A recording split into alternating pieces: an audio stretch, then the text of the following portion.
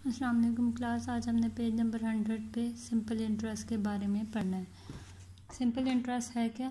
A sum of money deposited in a bank for a certain period of time earn an extra amount of money. अब आपके पास कुछ money है, आपने उसको bank में deposit किया सर्टेन टाइम पीरियड के लिए, उस पर आपको क्या मिलेगा? एक्स्ट्रा मनी मिलेगी। उस एक्स्ट्रा मनी को हम क्या कहते हैं? इंटरेस्ट बोलते हैं।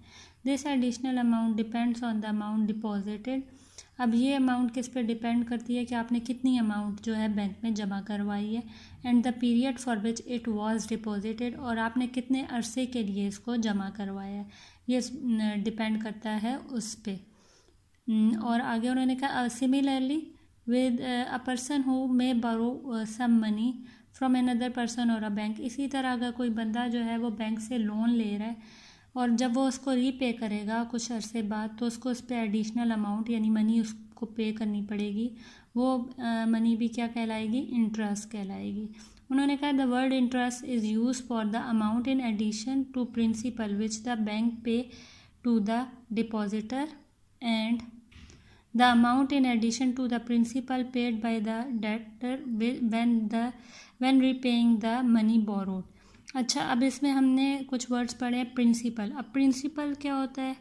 अब हम पहले यहाँ रिमेंबर में आते हैं। The person who borrow money, जो उधार ले रहा होता है मनी, उसको हम बोलते हैं debtor. And the person who lends it, और जो उसको कर्जा देने वाला होता है उसको हम क्रेडिटर बोलते हैं। And the money borrowed is called the principal, और जो मनी उधार ली जाती है उसको हम क्या बोलते हैं? प्रिंसिपल बोलते हैं।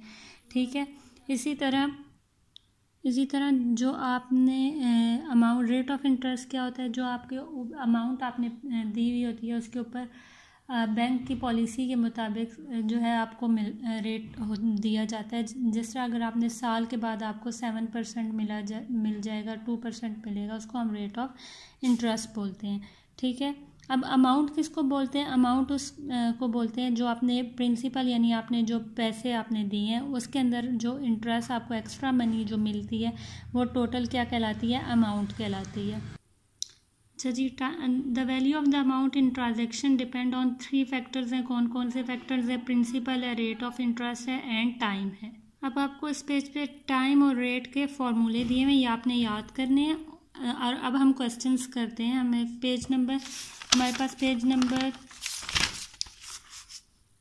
104 पे क्वेश्चन नंबर 3 है। Find the interest in each of the following case. अब यहाँ पे हमें प्रिंसिपल भी गिवन है, रेट ऑफ इंटरेस्ट भी दिया हुआ है, टाइम भी दिया हुआ है, आपने सिंपल इंटरेस्ट फाइंड करना है। तो इसको हम कैसे करेंगे? अब आपने सोल्यूशन में क्या लिखना है? प्रिंसिपल आपके पास 400 थी, रेट आपको 5% मिला हुआ है, टाइम आपके पास 4 ईयर है। आपने सिंपल इंटरेस्ट फाइंड करना है। किस तरह करना है? पी को मल्टीप्लाई करना है आर से multiply by T divided by 100।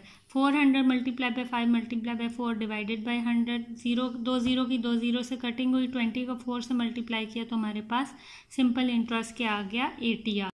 इसी तरह क्वेश्चन नंबर 3 का हमारे पास 3 पार्ट है। इसमें प्रिंसिपल भी गिवन है, रेट भी गिवन है।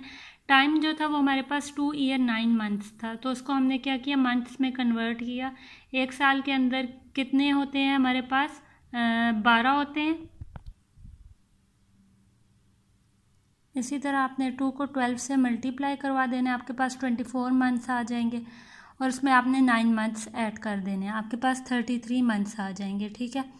इसी तरह आपने फार्मूला डालना है। ठीक है। कटिंग करनी है और 18 को 33 से मल्टीप्लाई करवाएंगे तो आपके पास सिंपल इंटरेस्ट आ जाएगा। अब आपको क्वेश्चन नंबर 5 दिया हुआ है और इसमें आपको कहा हुआ है कि आपने क्या फाइंड करना है? टाइम फाइंड करना है। उसी तरह आपने जिस तरह सिंपल इंटरेस्ट किया है, सारी वैल्यूज़ आपने डालनी है, सिर्फ टाइम की जगह टी ही लिखा रहेगा हमारे पास। ठीक है। अब कटिंग वगैरह करें। 90, ये देखें 30 मल्टीप्लाई बाय टी। अब 30 इधर मल्टीप्लाई हो रहा है, दूसरी जगह जाके आपके डिवाइड हो जाएगा। 0 की 0 से कटिंग, और 3 1 ज़ा 3, 3 3 ज़ा 9। तो टाइम हमारे पास कितना आ गया? 3 ईयर्स आ गया। इसी तरह आपने बाकी सारे क्वेश्चंस कर लेने। थैंक यू एंड अल्लाह हाफिज़।